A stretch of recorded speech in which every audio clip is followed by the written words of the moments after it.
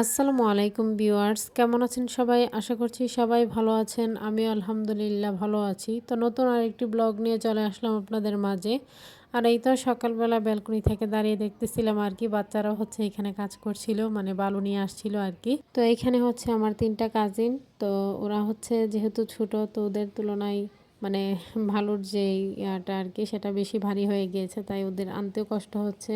আর এইখানে হচ্ছে রাজমিস্ত্রির যে ছেলেরা, তারা হচ্ছে রড কাটতেছিল, যেহেতু চাচাদের আগামীকাল ছাদ ঢালাই দেওয়া হবে। তো সেজন্যই আর কি ছেলেরা একদম সকাল থেকেই কাজ শুরু করে দিয়েছে।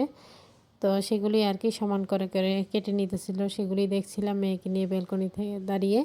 তো সকালে ঘুম থেকে উঠলে হচ্ছে আর কি আমি ব্রাশ করেই চলে আসি ব্যালকনিতে। আর ব্যালকনিতে না আসলে একদমই ভালো লাগে না। আর কুয়াশায় অবস্থা তো দেখতেই পারছেন।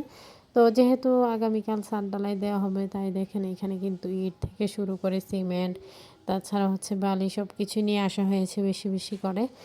তো এগুলো তো লাগবেই, তো সেই জন্যই আর কি। তো আমার মেয়েকে নিয়ে পরে হচ্ছে আমি বসছিলাম, তো মেয়েকেও ব্রাশ করিয়ে দিয়েছি, দিয়ে হচ্ছে বসেছি এখানেই। তো চা বিস্কিট খাবো। তো ও হচ্ছে দুধ চা খাবে, তো আজকে মা দুধ চা হচ্ছে বানিয়ে নিয়েছিল আর কি। তো সেই জন্যই মা মেয়ে দুজনেই বসে পড়েছি দুধ চা খাবো বলে। তো এখানে আমিও বিস্কিট দিয়ে খেয়ে নিতেছিলাম। আর এখন শুধু দিন দিন শীত বাড়ছেই, মানে কমছে তো নাই, আর ওদের আরও তো দেখা যাচ্ছেই না, মানে মাঝে মধ্যে একটু দেখা যায়, তারপরেও মানে সেটার কোনো তাপ থাকে না, বোঝাই যায় না যে রোদ উঠেছে। তো আলো একটু হয়তো দেখা যায়, কিন্তু তাপমাত্রা সেরকম থাকে না আর কি। তো এখন দিন যত যাচ্ছে শীতও বাড়ছে, তো নিউজে শোনা যাচ্ছে যে সামনে নাকি আরও শীত বাড়বে। তাহলে যদি আরও শীত বাড়ে আমাদের অবস্থা কি হবে? বিশেষ করে বাচ্চাদের নিয়ে তো আরও বেশি সমস্যা। তো জানি না, অন্য অন্য বছরের থেকে মানে এই বছরে শীতটা বেশিই লাগছে। তো অন্যান্য বছরে দেখা যায় যে কি 3 দিন যদি রোদ না ওঠে, 3 দিন পর কিন্তু আবার সেই আগের মতো রোদ উঠে যায়। মানে শীতকালে যেরকম রোদ ওঠে আর কি, গ্রীষ্মকালের মতো তো আর হবে না। তো যাই হোক, এখানে আমরা মা মেয়ে হচ্ছে গল্প করে করে চা খেয়ে নিতেছিলাম। তো মেয়ের সাথে চা খেতে বসলে কত কথা যে বলতে হয়, আর ওর কত প্রশ্নের উত্তর দিতে হয়। তো আমার ভিডিও দেখতে দেখতে যারা এই পর্যায়ে চলে আসছেন, শুরুতে লাইক দিতে ভুলে গিয়েছেন, তারা অবশ্যই এই পর্যায়ে এসে লাইক দিয়ে ভিডিওটি কন্টিনিউ করবেন। তো সবাই চেষ্টা করবেন শুরুতেই লাইক দিয়ে ভিডিওটি কন্টিনিউ করার। যারা শুরুতে লাইক দিতে ভুলে যান, তারা ভিডিওর শেষ পর্যায়ে এসে হলেও লাইক দিয়ে যাবেন। তো আপনাদের একটি লাইক আমার ভিডিওটি অনেকজনের মাঝে পৌঁছে দিতে সাহায্য করবে। তো সকালে হচ্ছে বাজার থেকে এখানে কিছু ফ্রেশ সবজি নিয়ে আসছিল আর কি।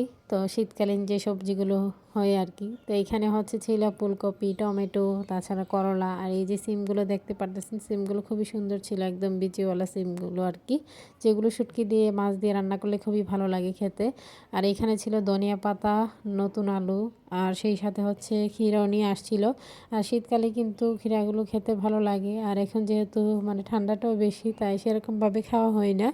তো যাই হোক, তারপর মাঝে মধ্যে খাই, ভালোই লাগে। আর সাথে করলা নিয়ে আসছিল। তো আজকে আমাদের এক দাদা আসবেন, তো ওনার জন্য মা হচ্ছে তাড়াহুড়োভাবে সব কিছু রান্নার আয়োজন শুরু করে দিয়েছিল। তো রান্নাবান্নাও করে নিয়েছে, আমার আর ভিডিও ক্লিপ নেওয়া হয়নি। তো এখন হচ্ছে ওনারা দুপুরের খাবারও খেয়ে নিয়েছে, বাবা আর দাদা একসাথে বসেই খেয়ে নিয়েছিল। তো খাবার খাওয়ার পরে আর কি আমি একটু ভিডিও ক্লিপ নিয়েছিলাম। তো এখানে মা হচ্ছে করলা ভাজি, লাল শাক, তাছাড়া হচ্ছে মুরগি, মাছ এগুলি করে নিয়েছিল। তো সাথে সালাদ তো আছেই। তো এছাড়াও ছিল লাউ। তো এরকমই টুকটাক কিছু আর কি রান্নাবান্না করে নিয়েছিল। উনি মুরগির মাংস থেকে হচ্ছে মানে সবজিটা খেতেই পছন্দ করেন, যেহেতু ওনারা শহরে থাকেন, তো গ্রামের এই সবজিগুলো খেতেই ভীষণ পছন্দ করেন। তো এখানে এই তো দাদা আর বাবা হচ্ছে খাবার খেয়ে আবার নিচে চলে গিয়েছিল। তো এইখানে ছেলেদের কাজগুলো দেখছিল, আবার বাড়িটাকে হেঁটে হেঁটে দেখতেছিল। তো অনেক সময় হয়তো বা আমি আপনাদেরকে দাদার বাড়িটা শেয়ার করি, তো সেই দাদারই হচ্ছে ছোটো ভাই উনি।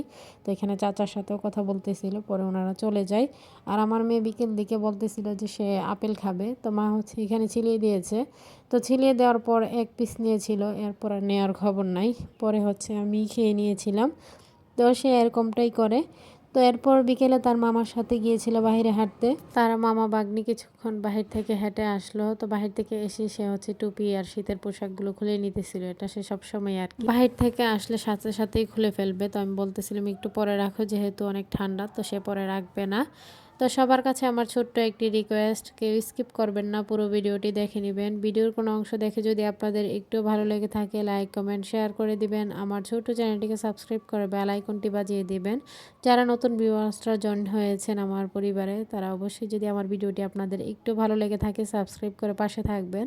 সন্ধ্যায় মা আবার পোয়া পিঠা বানিয়ে নিয়েছিল, তো সেই গরম গরম পোয়া পিঠাটা দিয়ে সন্ধ্যার নাস্তাটা করে নিতেছিলাম। তো এখানে আমি, আমার বোন আর আমার মেয়ে তিনজনই বসছিলাম। তো মা কিচেনে এগুলো বানিয়ে নিতেছিল আর কি। তো যাই হোক, পিঠা এমনিতেও যে এতটা ফেভারিট তা না, তারপরে বানাইলে খাওয়া হয় একটা এরকমই। তো যাই হোক, ভালোই লাগে শীতের দিন পিঠা খেতে। তো মা যখন সময় পায় তখনই বানিয়ে নেই। আর এই তো যেহেতু আগামীকাল চাচাদের চাঁদ ডালাই দেওয়া হবে, তাই ছেলেরা কিন্তু এখনও রাত পর্যন্ত কাজই করছে। তো ওদের কাজ করতে করতে প্রায় রাত 9টার মতো বেজে গিয়েছে। তো এরকমভাবেই তারা আর কি ছাদের যে রডগুলো দিতে হয় সেগুলো কমপ্লিট করে আর কি বাসায় ফিরেছে।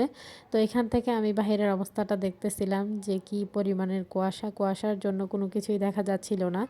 যেমন কুয়াশা তেমনই শীতও লাগছিল। তো ঘরের মধ্যে এত শীত লাগছে, যারা বাহিরে থাকে তাদের তো আরও বেশি কষ্ট। আমরা তো আলহামদুলিল্লাহ, আল্লাহ যতটুকু রেখেছে আলহামদুলিল্লাহ শুকরিয়া আদায় করে শেষ করা যাবে না। যারা বাহিরে থাকে, রাস্তায় থাকে, তাদের জন্য তো কত কষ্ট, শুধু তারাই বলতে পারবে। যাই হোক, আমার যদি সেই সামর্থ্য থাকতো আমি কাউকে কিছু দিয়ে হেল্প করতাম। যাদের সামর্থ্য আছে তারা অবশ্যই আপনারা আপনাদের সামর্থ্য অনুযায়ী হেল্প করার চেষ্টা করবেন। তো যাই হোক, তো এই ছিল আর কি আজকের ভিডিও। তো সবাই ভালো থাকবেন, সুস্থ থাকবেন, আমার পরিবারের জন্য দোয়া করবেন। আশ্বিন ছাড়াকে দেখে সবাই মাশাআল্লাহ বলে দিবেন। আর এই যে কুয়াশা রাত আপনাদের কাছে দেখতে কেমন লেগেছে অবশ্যই জানাবেন। তো সামনে নতুন কোনো ভিডিও নিয়ে আবার চলে আসবো আপনাদের মাঝে। সেই পর্যন্ত আশা করছি সবাই সাথেই থাকবেন। আল্লাহ হাফেজ।